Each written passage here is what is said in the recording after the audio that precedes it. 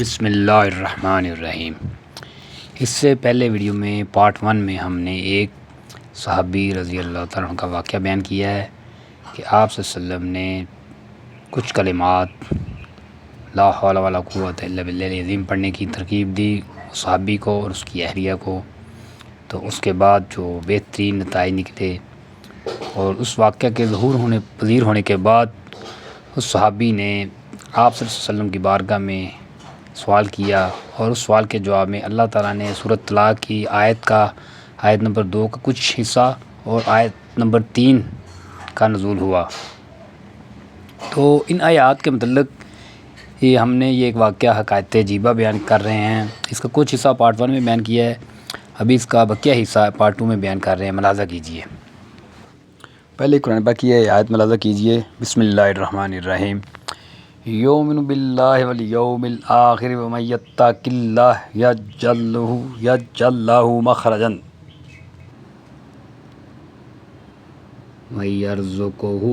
من حیث لا یحتسب ومن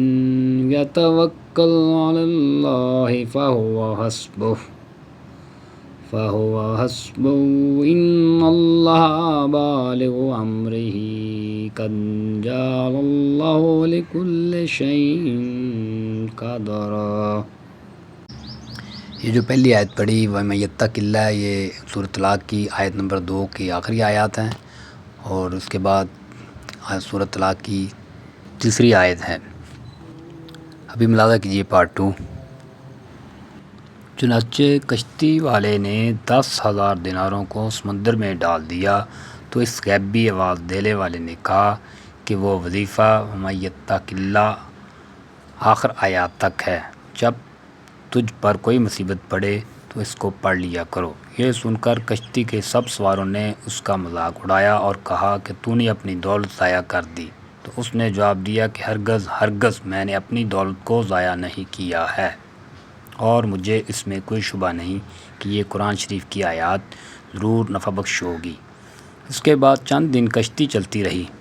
پھر اچانک طوفان کی موجوں سے کشتی ٹوٹ کر بکھر گئی، اور سوائے اس آدمی کے کشتی کا کوئی آدمی بھی زندہ نہیں بچا۔ یہ کشتی کے ایک تخت پر بیٹھا ہوا سمندر میں بہتا چلا جا رہا تھا، یہاں تک کہ ایک جزیرہ میں اتر پڑا، اور چند قدم چل کر یہ دیکھا کہ ایک شاندار محل بنا ہوا ہے، اور ہر قسم کے موتی اور جواہرات وہاں پڑے ہوئے ہیں، اور اس محل میں ایک بہت ہی حسین عورت اکیلی بیٹھی ہوئی ہے، اور ہر قسم کے میوے اور کھانے کے سامان وہاں رکھے ہوئے ہیں۔ اس عورت نے اس سے پوچھا کہ تم کون ہو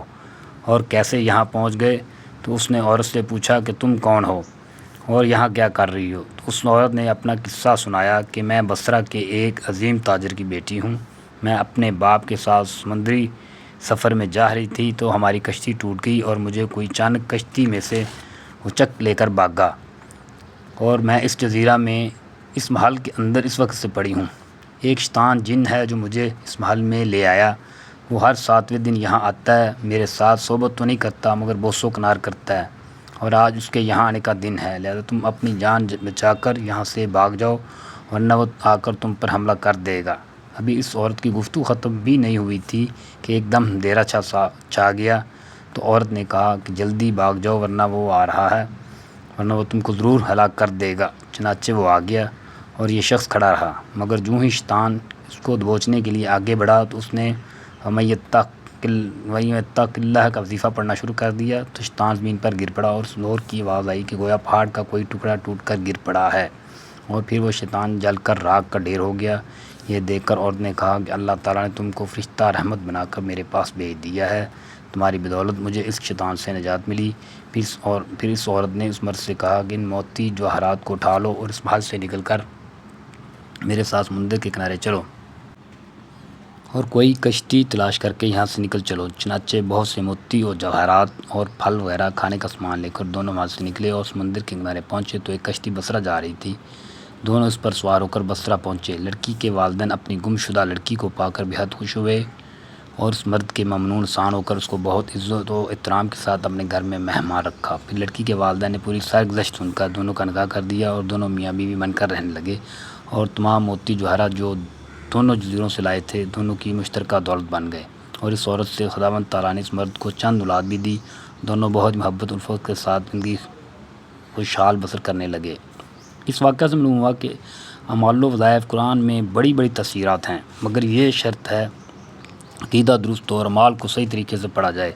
اور زبان گناہوں کی لودگی اور لقمہ حرام سے محفوظ اور پاک و صاف ہو اور عمل میں اخلاص سے نیت اور شرائط کی پوری پابندی تو انشاءاللہ تعالیٰ قرآنی اعمال سے بڑی بڑی اور عجیب عجیب تاثیرات کا ظہور ہوتا ہے، جس کی ایک مثال آپ کو سنا دی۔